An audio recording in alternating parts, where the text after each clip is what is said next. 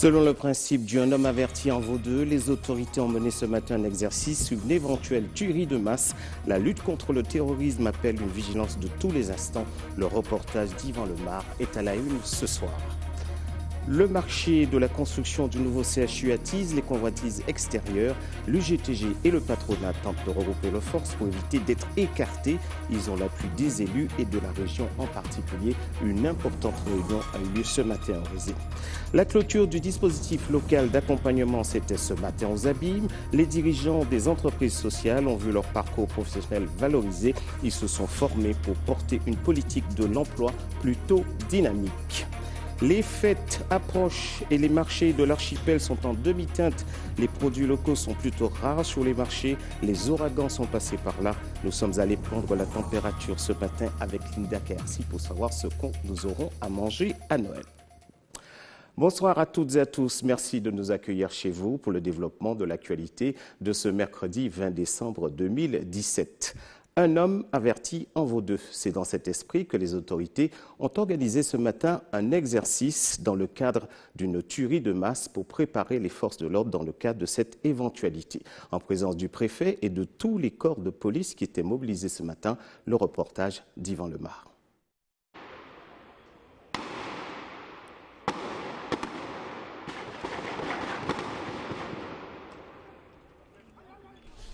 Lors d'une rencontre sportive au gymnase du Krebs, un groupe de 6 terroristes s'est introduit dans les locaux et fait feu sur les élèves. Certains sont blessés, d'autres pris en otage. Voici le scénario de l'exercice proposé aux autorités. L'objectif, c'est que les forces d'intervention soient en capacité de réagir. Les forces d'intervention sont les premiers niveaux d'intervention, police secours, police municipale éventuellement, l'escadron en renfort sur la zone de sécurité prioritaire. Dès qu'il y a un appel 17 au centre d'information et de commandement pour alerter sur des coups de feu multiples répétés, les équipages interviennent avec toutes les précautions d'usage, armes à la main, pour être en capacité de réagir et faire un premier point de situation. Dans la foulée, ce sont les brigades anticriminalité et la compagnie départementale d'intervention appelée les deuxièmes niveaux d'intervention qui eux sont en capacité de riposter avec de l'armement lourd, de l'équipement collectif lourd, des boucliers, des casques et ce qu'on appelle le HK G36. Et le troisième niveau d'intervention qui doit se mettre en place, c'est celui du GIPN. Donc moi-même je n'avais pas la connaissance exacte du déroulement des faits qui s'est produit au fur et à mesure comme dans une situation réelle. Pour cet exercice, 200 personnes ont été mobilisées, dont 60 élèves du Krebs pour jouer les victimes. Durant 3 heures, les différents services de police et de secours ont pu tester leur gestion de crise et leur coordination. Ce qu'il faut bien comprendre, c'est que dans l'exercice d'aujourd'hui, ce qu'on appelle la tuerie de masse, ce sont les policiers ou les gendarmes, ça se passe dans une gendarmerie, qui sont menants et les services de secours qui sont concurrents. Alors que d'habitude, dans toutes les autres gestions de crise, police et gendarmerie se mettent à disposition des pompiers. Donc ça, c'est vraiment la différence fondamentale. Le bilan des différents services de police, du SAMU et du SDIS sera fait et mis en commun afin de vérifier la capacité à respecter le schéma national d'intervention en Guadeloupe. Les événements qui ont marqué la Guyane en mars et avril dernier ne cessent de rattraper le leader du mouvement Les Grands Frères. Ce matin, Michael Mancé a été entendu pendant 4 heures par la police judiciaire. Il a reçu le soutien de ceux qui luttent également contre la violence en Guyane. Voici le reportage de nos confrères d'ATV Guyane. C'est avec calme et sérénité que Michael Mancé, leader charismatique du mouvement social de mars et avril dernier, arrive à la PJ, la police judiciaire située avenue de la République. Le président de l'association des Grands Frères fait l'objet d'une plainte. Il a donc été convoqué pour être entendu sur des faits de violence et de menaces sur un représentant des forces de l'ordre. Quelques membres de l'association des 500 frères contre la délinquance et de trop violence sont venus assurer leur soutien moral à leurs camarades face à cette épreuve. Aujourd'hui, il est clair que l'État veut stigmatiser et faire passer les 500 frères, les ex-500 frères et également certaines personnes de la population qui ont œuvré, participé au mouvement de mars-avril. L'État veut discréditer et faire passer toutes ces personnes pour des excités, des fous, des rebelles. Aujourd'hui, nous sommes là, effectivement, il doit être serein parce qu'il n'a rien fait. Et donc, nous allons prendre acte, nous allons donc attendre quelles seront les décisions qui seront prises aujourd'hui. 3 heures plus tard, aux alentours de midi, Michael Moncé ressort du bâtiment de la PJ accompagné de son avocat. Alors il a été mis en garde à vue. On ne lui a pas notifié de mise en examen. Maintenant, il s'agira pour le parquet de juger de l'opportunité de la poursuite. Et on va attendre, mais Michael Moncé n'a absolument rien à se reprocher et surtout pas des violences. On sait que Michael Moncé, pendant tout le mouvement et jusqu'à présent, a toujours été très pacifique et bien au contraire. Le commissaire qui se plaint de violence, il apparaît sur les vidéos qu'au contraire, il s'est interposé pour que justement il ne soit pas frappé, ce commissaire. Donc il n'y a absolument rien dans ce dossier qui pourrait justifier des poursuites à l'encontre de Michael Moncé. J'aurais expliqué ce qui s'est passé. Vous savez, c'est le 7 avril devant la préfecture, quand ce commissaire a été pris à partie et qu'on l'a défendu. Il a cru que je faisais partie des gens qui l'ont frappé. Mais c'est impossible que je l'ai frappé. On l'a bien vu sur les images. Il n'est pas à ma portée de toute façon. Et puis, ce n'est pas dans mon intention de frapper un policier. Ce n'est pas avec la police que je vais faire la guerre. Donc, non, voilà. Il a déposé plainte, c'est son droit. Maintenant, il y a eu l'enquête. Ils ont les éléments dont ils avaient besoin et le magistrat prendra sa décision. Voilà. Serein à l'issue de cette garde à vue, Michael Moncé ne semble pas inquiété outre mesure. L'histoire sociale de la Guadeloupe est marquée par cette fameuse entente capital-travail chère à Egésip Légitimus. Depuis que Élie de Botha, secrétaire général de l'UGTG, et José Gadarcan, président de la Fédération du bâtiment et des travaux publics, ont interpellé en commun les autorités sur les marchés de la construction du CHU, l'idée fait son chemin. Ce matin, au Rézé, une importante réunion s'est tenue entre toutes les personnalités de l'île pour essayer de trouver un compromis pour que les entreprises guadeloupéennes puissent travailler dans la construction de ce CHU. Reportage, Yvan Lemar.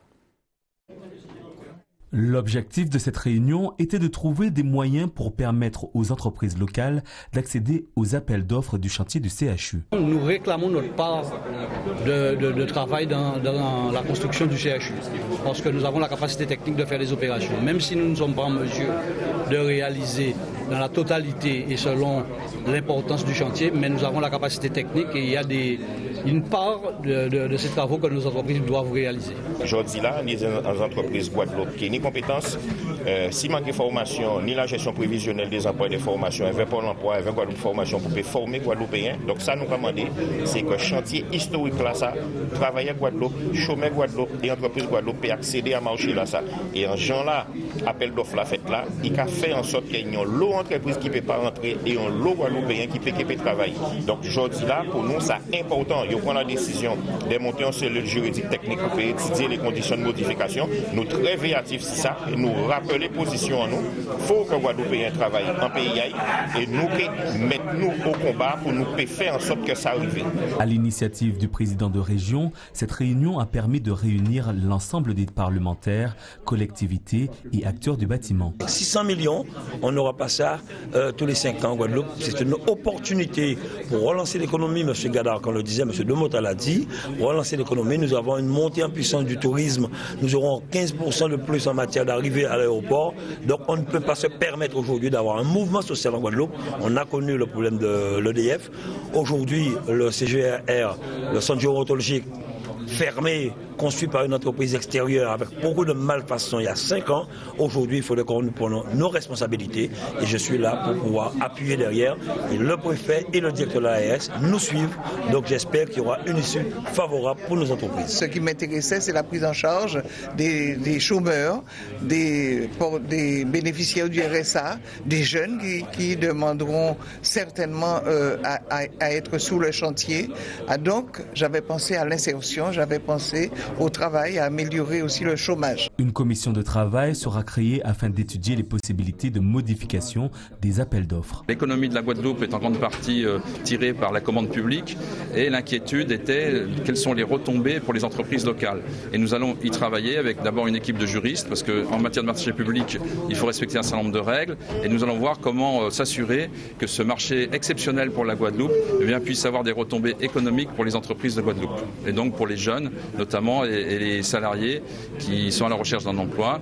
Je rappelle que le taux de chômage est extrêmement important en Guadeloupe, avec 24% de taux de chômage, et que plus de 50% des jeunes sont au chômage également. Donc il faut absolument que ces commandes publiques puissent avoir des effets sur l'économie locale. À la demande du préfet, une cellule de juristes sera réunie dès vendredi prochain. Le taux d'accidents en Guadeloupe étant particulièrement élevé sur les routes et surtout pendant la période qui va venir, la période des fêtes, les assureurs ont décidé d'accentuer leur politique de prévention. Le président du comité des assureurs des Antilles-Guyane est notre invité ce soir. Lode Frémanville, bonsoir. Bonsoir. Merci d'avoir accepté de répondre à nos questions. Donc vous allez démarrer incessamment une grosse campagne. Le but de cette campagne, c'est de diminuer d'accidents pour que vous ayez moins à rembourser. On ne peut pas dire ça exactement comme ça. Juste si vous me permettez, c'est une logique. Redire le comité des assureurs Antilles-Guyane, donc c'est un regroupement des comités des assureurs de Martinique, de Guadeloupe et de Guyane. Les problématiques, que ce soit en sécurité routière, en termes d'habitation ou d'entreprise, sont les mêmes sur nos 3 départements. Et donc on a décidé de mutualiser nos forces pour pouvoir parler d'un même sujet. Et donc la campagne que vous évoquez, et qui a démarré depuis hier, concerne la Guadeloupe, mais également la Martinique et la Guyane. Et quels sont les publics visés? Les jeunes, pas les femmes, parce qu'elles commettent moins d'accidents que les hommes, les vieux, les jeunes, quel public cible qui cause le plus d'accidents et de dommages, qui ne fait pas attention? Alors, il est coutume de dire que les accidents graves sont souvent provoqués par les jeunes hommes. Les jeunes qui ont eu leur permis, parce qu'ils ont des conduites qui ne sont pas toujours très responsables, et parce qu'on voit beaucoup, malheureusement, d'alcool au volant. Oui. Mais ils sont rattrapés par les femmes et par des jeunes femmes et quelquefois par des gens plus âgés parce qu'on téléphone au volant et plus grave parfois, sur la route, on compose un numéro de téléphone alors qu'on est en train de rouler à plus de 100 km/h. Ouais. Et donc ça, c'est des comportements qui sont dangereux, que ce soit de l'alcool au volant, du téléphone au volant ou bien le non-port de ceinture de sécurité ou du casque pour les dos. Et qu'est-ce que ça implique, un nombre d'accidents élevé en fonction des primes? Comment vous adaptez à cette circonstance particulière de notre archipel? Il faut savoir que l'assurance est une mutualité. Oui.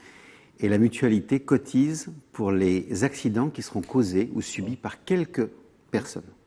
Donc à partir du moment où on a une dérive du nombre d'accidents, c'est la mutualité qui va être appelée à payer pour ces accidents-là. Vous avez des petits accidents de carrosserie, c'est pas très grave. Mais lorsqu'on s'aperçoit qu'on a beaucoup plus d'accidents dits corporels, donc pas forcément avec des tués, mais des gens qui sont hospitalisés, c'est des accidents qui ont un très gros coût. Alors il y a l'aspect financier, puis il y a également l'aspect humain. C'est épouvantable, et notamment à l'époque des fêtes, de voir que votre fils ou votre fille peut perdre la vie simplement à la suite d'une soirée trop arrosée, parce qu'on n'a pas fait de covoiturage, et qu'il faut se rappeler quelquefois que pour pouvoir faire le beau pour une soirée, en emmenant 2 ou 3 copains ou sa copine derrière, on conduit trop vite, en ayant trop bu, bien toute sa vie, on va le regretter. Alors justement, vous dites que ça joue pas, ça joue sur les primes, parce que pour ces jeunes conducteurs, les primes sont beaucoup plus chères quand il y a beaucoup d'accidents.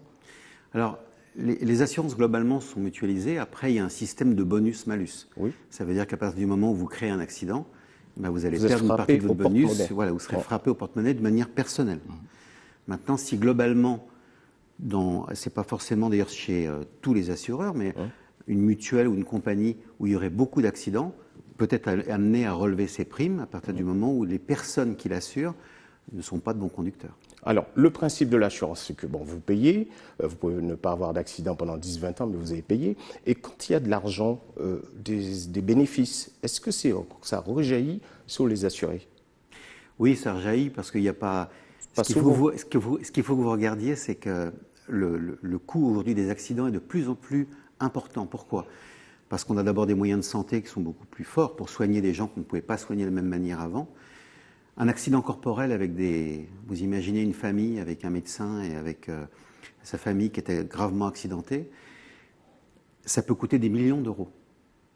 Une prime de 800 ou 1200 euros ne couvrira jamais pendant des années le coût de ce sinistre-là.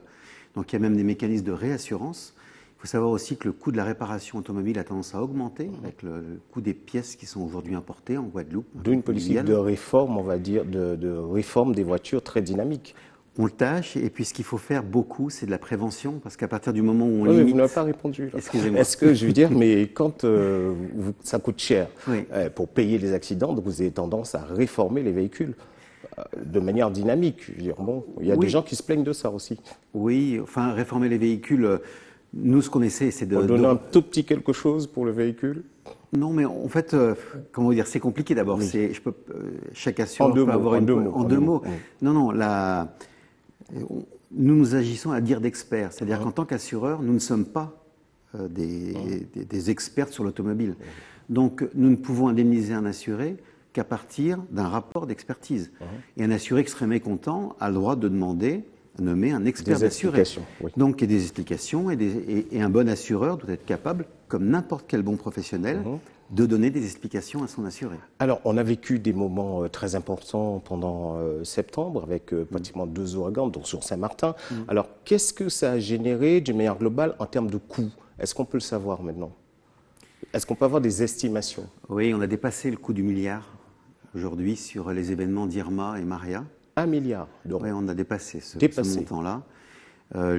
Une partie des sinistres est réglée, d'autres est provisionnée. On a encore des expertises qui sont en cours. Alors, il faut bien savoir qu'on a une grosse différence entre l'ouragan Irma, qui a touché Saint-Martin et Saint-Barthélemy, et qui a été d'une intensité folle et qui a causé d'énormes dégâts, et Maria, qui a touché un petit peu la Martinique et beaucoup plus la Guadeloupe, mais qui est quand même un ouragan beaucoup plus modéré. Ce qui peut être très important pour demain, c'est d'imaginer que si on avait un Irma en Guadeloupe ou en Martinique, il faut s'y préparer. Et notamment, on peut en parler parfois au niveau des particuliers, mais également au niveau des entreprises, où il y a des plans de continuité d'activité qu'il va falloir mettre en place très vite. Il ne faut pas attendre qu'un malheur arrive, parce que je vous garantis qu'un Irma en Guadeloupe, ça serait désastreux. Est-ce qu'il y a des produits spécifiques pour tout cela? Il y a surtout... Pour les entreprises, par exemple? C'est surtout des mesures de prévention, principalement. Et très souvent, ça va être des mesures de bon sens. L'endroit où vous êtes implanté, la qualité de vos constructions, les mesures d'évacuation. Et puis, lorsqu'un ouragan passe, et en imaginant qu'il passe demain sur la Guadeloupe, il faut pouvoir se dire à quel moment est-ce qu'on va pouvoir reprendre l'activité. C'est ça à quoi il faut penser. Et ça, il faudrait s'assurer pour indemniser cette période. Il y a une assurance qu'on appelle la garantie perte d'exploitation. Elle est extrêmement importante pour les professionnels. Alors justement, les chefs d'entreprise étaient réunis ce matin, plutôt les chefs d'entreprise qui concourent dans l'économie sociale à développer l'activité. Ils étaient réunis ce matin pour valoriser leur parcours. Alors je vous propose de voir le reportage consacré à ce sujet et je vous remercie d'avoir répondu aussi gentiment à nos questions. Avec grand plaisir. L'association d'aide à la création d'entreprises BGE a réuni ses bénéficiaires afin de clôturer cette session 2017 du dispositif local d'accompagnement départemental. Nous nous intéressons à la fois aux porteurs de projets qui souhaitent créer une entreprise marchande, mais également aux structures qui relèvent du champ donc, de l'économie sociale et solidaire. Et c'est en ce sens que ce matin nous nous trouvons donc au centre culturel de Sonis pour mettre en valeur justement les accompagnements qui ont été effectués durant l'année 2017 dans le cadre du dispositif local d'accompagnement. Et donc, ce sont quand même une centaine de structures qui ont été accueillies dans ce dispositif et 77 d'entre elles ont bénéficié donc d'un accompagnement. Ce dispositif consiste tout d'abord à établir un diagnostic de la structure afin d'évaluer plus précisément son besoin d'accompagnement. Nous avions eu un frein, on n'avait pas l'organisation qu'il fallait, donc ils nous ont accompagnés sur ce point-là et de là on a mis en place ce qu'ils nous ont conseillé et ça nous a permis d'avoir la bonne clientèle parce que lorsqu'on est dans le service à la personne, si on ne sait pas comment aller chercher la clientèle, on peut buter. Dans le DLA, puisque c'est l'accompagnement du Fonds européen quand même et qui va pouvoir nous faire avancer pour pouvoir faire le financement des projets. Faire que les jeunes acquièrent un peu plus en agriculture pour pouvoir qu'on arrive à une autonomie suffisante et nourrir tout le monde en Guadeloupe. Toutes les associations avec des salariés ayant plus d'1 an d'existence sont éligibles au dispositif local d'accompagnement. Ce dispositif gratuit est pris en charge par l'État, la Caisse des dépôts, le Fonds européen et depuis peu par la région Guadeloupe, la CARL et la CANGT. Le GTG est attaché à la formation de ses cadres. Depuis lundi dernier, les cadres et les juges prud'homaux de l'organisation syndicale reçoivent une formation juridique. Les explications d'Élie Domota au micro d'Anne-Elisabeth Artsen et de Moïse Dexter. En matière de formation, souci en nous, c'est toujours aller vers l'excellence. Donc, nous faisons convention avec l'Institut des sciences sociales du travail de l'Université de Paris 1, la Sorbonne. Et l'idée, c'est de former juges prud'hommes en nous, c'est de former les défenseurs syndicaux en nous, de façon à ce qu'ils portent le meilleur accompagnement possible. Là, nous avons des gens qui ont vrai nom pour aller prud'homme ou bien pour accompagner dans certaines difficultés qu'ils ont. Nous avons des juges prud'hommes qui peuvent apprendre les nouvelles procédures prud'homales, puisque ça a changé. Donc, il faut qu'on y aille connaître les nouveaux procédures prud'homales, qu'ils connaissent en qui genre les bureaux de conciliation et d'orientation qui ont fonctionné, qu'ils connaissent en qui genre les appels qu'a fait et en qui genre aussi les dossiers qu'a traités. Et en même temps, nous avons également des défenseurs syndicaux qui là aussi pour apprendre, pour aider eux, monter les dossiers, accompagner les dossiers. Et tout ça qu'a fait, elle fait bien évidemment dans l'arrêt stratégique et politique à centrale UGTG. Disons que là, nous avons un nombre de juges prud'hommes que le ministère a arrêté et nous avons un certain nombre de défenseurs syndicaux que nous nommons et donc c'est ces gens-là que nous avons formé en priorité et formation là ça a venu en plus d'être formation que nous avons fait tout au long de l'année là pour les différents militants dans tout secteur et toute union à l'UGTG. Vous êtes sur ATV Guadeloupe, restez avec nous dans un instant avec Linda Carrercy. Nous irons sur les marchés voir ce qui reste pour préparer le repas de Noël et nous essaierons de savoir également comment allez-vous passer vos vacances de Noël. Le dossier Albioma est un dossier très brûlant en Martinique. Cet après-midi, la CTR, l'Assemblée générale de Martinique, l'Assemblée régionale de Martinique a voté le principe du couplage entre Albioma et l'usine du Galion pour permettre à l'usine de survivre. Reportage de nos confrères d'ATV Martinique. Les salariés de l'usine du Galion à la tribune, une prise de parole exceptionnelle au cours de laquelle ils énumèrent consciencieusement les irrégularités des expertises menées dans ce dossier. Sur le document de vie est mentionné le nom de la SARL. La SARL n'a pas demandé de levis à M. Morin, n'a pas demandé de levis à Paco Granson. Et ce levis est intitulé SARL à l'attention de M. Morin. C'est de l'usurpation. S'ensuivent d'interminables passes d'armes, les esprits s'échauffent, chacun y va de son analyse. La chose qui ne mange pas, c'est parce que les autres mangent de c'est eux les mauvais, c'est eux les petits salauds qui n'ont pas fait le boulot de ramonage pour aller entretenir. Il faudra 5 heures de confrontation pour parvenir au vote. Résultat du match, 18 voix en faveur du raccordement du Galion à Albioma et 18 autres pour la réparation de l'actuelle chaudière. Un résultat ex aequo qui suffit pour entériner le couplage provisoire des deux usines. Si la CTM est actionnaire majoritaire de la SEM du Galion, c'est au final le conseil d'administration de l'usine qui a le dernier mot dans ce dossier.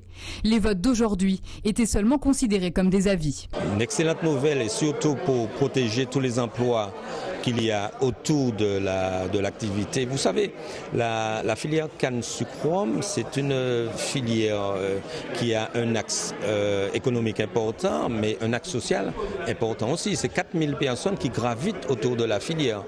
En plus, c'est vrai que les éléments sont liés entre eux, c'est extrêmement fragile, donc il faut tout faire pour protéger la filière canne-sucre. Pour l'opposition, c'est une victoire, certes, mais en demi-teinte. Donc une non-décision de la CTM. J'ai même entendu des gens dire qu'ils ne prenaient pas part au vote. C'est affligeant ce genre de spectacle. Moi, ce qui m'attriste, c'est qu'après 3 renvois et 2 années d'attente, on soit aujourd'hui dans un débat où ont été exposés autant d'approximations, autant de dossiers non compris, non entendus, non connus, venant de personnes qui réclament la responsabilité. Ça me rend triste parce qu'il y a la survie d'une filière extrêmement importante à assurer à la Martinique. Jean-Philippe Nilor, celui qui avait plaidé en faveur de la réparation de la chaudière, estime être allé jusqu'au bout de sa démarche. On a tout fait pour conditionner, pour orienter le choix des élus martiniquais.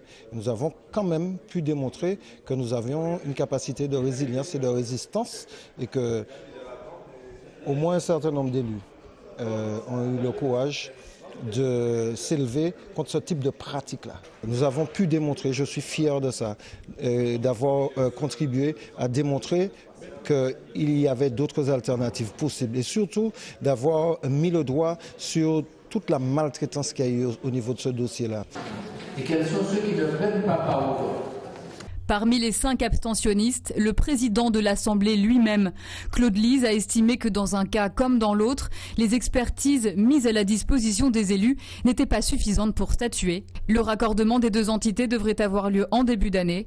Les actionnaires privés de la SEM Galion financeront en totalité et à hauteur de 500 000 € ce couplage. La campagne sucrière devrait donc avoir lieu en temps et en heure. Beaucoup promettaient une disparition quasi complète de la production locale après les cyclones qui nous ont traversés récemment au mois de septembre. Nous sommes allés sur les marchés voir ce qu'il reste pour pouvoir préparer le repas des fêtes avec Linda Kayersi. Regardez son reportage. Sur les étals, pour les fêtes de Noël, des produits du terroir. Je peux proposer les ignames, les madères, les malangas et des cocos secs pour les punches. Et qu'est-ce que j'ai encore? Du cidre. Le pois d'Angole, la groseille se font rares et par conséquent des répercussions sur les prix. Pour répondre à la demande, des produits comme le pois d'Angole sont parfois importés. En attendant, pour fructifier les affaires, les marchands misent sur d'autres fruits et légumes. Ouais, mandarine, patate, malanga, banane jaune. C'est tout ce que je veux. Les stars des étals restent les tubercules, notamment l'igname. La madère noire, et l'igname jaune et l'igname blanc. Alors, est-ce que c'est des produits qui sont faciles à trouver? Et c'est pas facile à retrouver. C'est un petit peu dur à ce moment, parce qu'il n'y a pas de fruits à pain, il n'y a pas de banane, il n'y a pas de poyo, il y a, disons, un peu de tout. Alors, ce qu'il y a, c'est les madères et l'igname seulement. D'accord. Ouais. Et les prix sont toujours aussi abordables? Toujours le même prix. Pour l'instant, les clients ne se bousculent pas sur les marchés. Le Grand Rush est attendu ce week-end. Justement, l'igname que vous venez de voir, les ignames que vous venez de voir, c'est plutôt une tubercule qui marche très bien chez nous. L'INRA a consacré des études importantes pour mettre sur pied des variétés. Quelques explications de Linda Kayersi sur la possibilité de faire de ce produit un élément phare de notre production locale. 2 espèces d'igname sont principalement cultivées en Guadeloupe. L'igname jaune, grosse caille, et la pacala. Selon l'Institut national de la recherche agronomique, avec une production annuelle de 10 000 tonnes, l'igname se situe juste après la canne et la banane, au point de constituer un atout essentiel pour la diversification agricole. Grâce à des études sur les variétés présentes aux Antilles, les chercheurs de l'INRA et du CIRAD ont pu maîtriser la reproduction sexuée de l'espèce et créer de nouveaux hybrides productifs et résistants aux maladies. Objectif, sélectionner une variété qui soit de qualité et plus résistante aux maladies. Un igname de qualité pour une meilleure production locale et détourner ainsi le consommateur des ignames importés.